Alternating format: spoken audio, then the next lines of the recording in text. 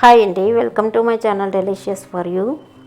ఈరోజు ఈ వీడియోలో మనం సింపుల్గా ఒక టమాటో పచ్చడిని చేసుకుందాము. దీనికి ఒక 5-6 టమాటాలు ఉంటే సరిపోతుంది. నేను ఇక్కడ చెట్లో కోసుకొచ్చినటువంటివి పండనటువంటివి దోరగా ఉన్నటువంటి టమాటోలని 5 తీసుకుంటున్నాను.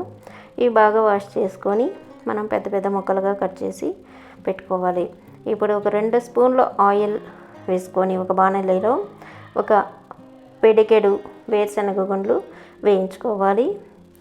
ఇవి బాగా రోస్ట్ అయిన తర్వాత ఇందులో మనం కట్ చేసి పెట్టుకున్నటువంటి టమాటో ముక్కల్ని వేసుకోవాలి. అలాగే ఒక 5-6 పచ్చిమిర్చి కారం ఉండేవి, దీనికి ఎంత సరిపడుతుందో అంత సాల్ట్, నేను ఇక్కడైతే 1.5 స్పూను సాల్ట్ వేసాను. ఇవి కొంచెం ఫ్రై చేసుకొని దీన్ని మూతపెట్టి ఒక 5 నిమిషాలు ఉడికించుకున్నట్లయితే, ఇవి చెట్లో నుంచి కోసినవి కాబట్టి ఎక్కువ వాటర్ వస్తాయి. అదే మనం బయట కొన్నట్లయితే కొంచెం డ్రైగా ఉంటుంది. ఈ చట్నీ కూడా మనకు వాటర్గా వస్తుంది, చాలా బాగుంటుంది వాటర్ ఎక్కువగా ఉన్నప్పుడు. మీరు ద్వారగా ఉండేవి కానీ దొరికినట్లయితే ఇలా తీసుకొచ్చి పచ్చడి చేసుకోండి, చాలా చాలా టేస్టీగా ఉంటుంది. ఇప్పుడు ఈ టమాటాలు మెత్తగా ఉడికిపోయినాయి.